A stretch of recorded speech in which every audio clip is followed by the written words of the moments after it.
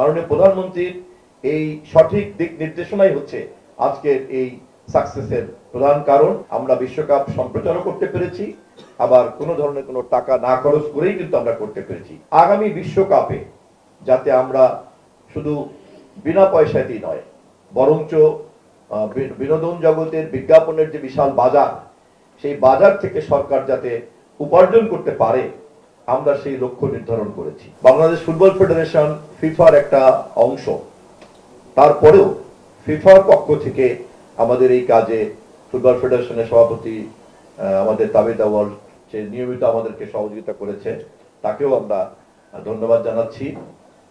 আমি সর্বশেষ আপনাদেরকে স্মরণ করে দেই, এই কৃতিত্ব আমাদের মাননীয় প্রধানমন্ত্রী জনাব তারেক রহমানের।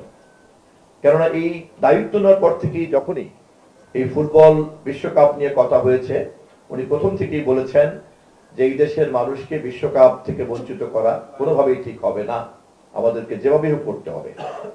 আবার অপরদিকে আমরা যখন হিসাব করে দেখলাম যে বিগত বিশ্বকাপের টাকার যে পরিমাণ সরকার খরচ করেছে, আজকের বাংলাদেশে আমাদের যে বাজেটের অবস্থা, সেখানে এই পরিমাণ টাকা খরচ করতে সরকার নানানভাবে কৃচ্ছ্রতা সাধন প্রক্রিয়ার মধ্যে আমরা আছি। অতএব আমাদেরকে তখন সমাধান বের করার জন্য তিনি নির্দেশ দিয়েছিলেন মাননীয় প্রধানমন্ত্রী, এবং তার এই নির্দেশনার কারণেই কিন্তু শেষ পর্যন্ত আমরা বিশ্বকাপ সম্প্রচারও করতে পেরেছি, আবার কোনো ধরনের কোনো টাকা না খরচ করেই কিন্তু আমরা করতে পেরেছি। অতএব মাননীয় প্রধানমন্ত্রীর এই সঠিক দিক নির্দেশনাই হচ্ছে আজকের এই সাকসেসের প্রধান কারণ।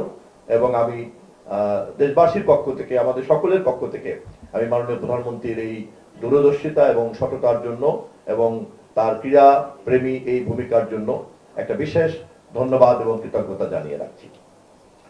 এই সুযোগে আমি যুব এবং ক্রীড়া মন্ত্রী আমাদেরকে ধন্যবাদ দিতে এখানে এসেছেন, এর জবাবে আমি তাকে উৎসাহ দিয়ে কথা বলতে চাচ্ছি এই যে মাত্র কয় মাসের মধ্যেই আমাদের দেশের ক্রীড়াঙ্গনে একটা আলোড়ন তৈরি করেছেন আমাদের দেশের বর্তমান যুব ক্রীড়া মন্ত্রী এবং একসময়কার ক্রীড়া তারকা। আমরা আশা করি তার নেতৃত্বে আমাদের দেশে সব ধরনের ক্রীড়া তৎপরতা একটা অন্যরকম পর্বে পৌঁছে যাবে। আগামীকালকেই আপনারা জানেন নতুন করে স্পোর্টস সমাপনী উদ্বোধনী হয়েছিল সিলেটে এবং 2রা মে, এবং সেটার সমাপনী হবে কালকে, এবং মাননীয় প্রধানমন্ত্রী নিজে উপস্থিত থেকে এই সমাপনী অনুষ্ঠানে। আমরা এইভাবে দেশের সুস্থ বিনোদন, সুস্থ সংস্কৃতি, ক্রীড়া তৎপরতা ইত্যাদির মধ্যে আমাদের যুব প্রজন্মকে যদি যুক্ত করে ফেলতে পারি, তাহলে একদিকে যেমন সুস্থ মনোজগৎ তৈরি হবে এবং ভবিষ্যতের প্রজন্ম হিসাবে দক্ষ জনবল হিসাবে তারা তাদের দক্ষতাকে অন্যান্য ক্ষেত্রে কাজে লাগাতে পারবেন। অপরদিকে দেশে যে মাদক সংস্কৃতি সহ নানান রকম অপসংস্কৃতি আছে, সেখান থেকে আমরা তাদেরকে রক্ষা করতে পারবো।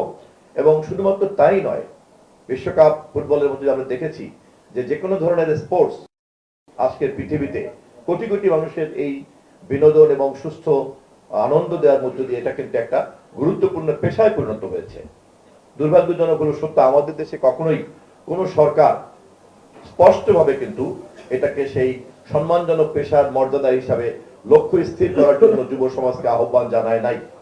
এই প্রথম জনাব তারেক রহমানের সরকার এবং এই সরকারের যুব ক্রীড়া মন্ত্রী হিসাবে আমাদের ক্রীড়া তারকা আমিনুল ইসলামের উদ্যোগে যে নতুন একটা পর্বে প্রবেশ করার উৎসাহ তৈরি হয়েছে নতুন কুড়ির স্পোর্টসের মধ্যে এবং সকল স্পোর্টস পার্সোনালিটির মধ্যে, আমি সে কারণে তাকে বিশেষভাবে ধন্যবাদ দিয়ে রাখছি। আগামী বিশ্বকাপে যাতে আমরা শুধু বিনা পয়সাতেই নয়, বরঞ্চ বিনোদন জগতের বিজ্ঞাপনের যে বিশাল বাজার, সেই বাজার থেকে সরকার যাতে উপার্জন করতে পারে, আমরা সেই লক্ষ্য নির্ধারণ করেছি। আপনারা যদি সহযোগিতা করেন এবং এবারের এই প্রক্রিয়াকে লাগাতার ভাবে যদি উৎসাহ দিতে থাকেন, আমি বিশ্বাস করি যে আগামীতে যখন বিশ্বকাপ হবে তখন আমরা এটাকে শুধুমাত্র শূন্যের ব্যয়ের জায়গাতে না রেখে এটাকে একটা লাভজনক একটা ইভেন্টের পর্যায়ে আমরা নিয়ে যাব।